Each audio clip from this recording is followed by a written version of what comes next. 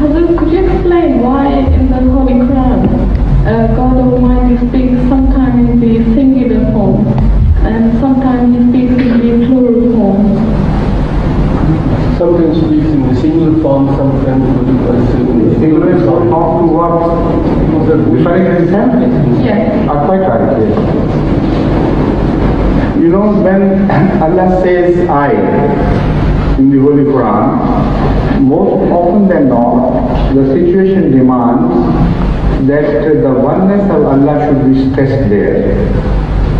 So it uses, Allah uses the word I in relation to Himself.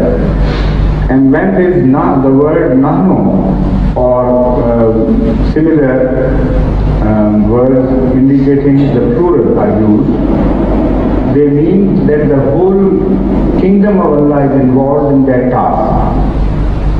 And the phenomena of nature is also employed for that particular purpose.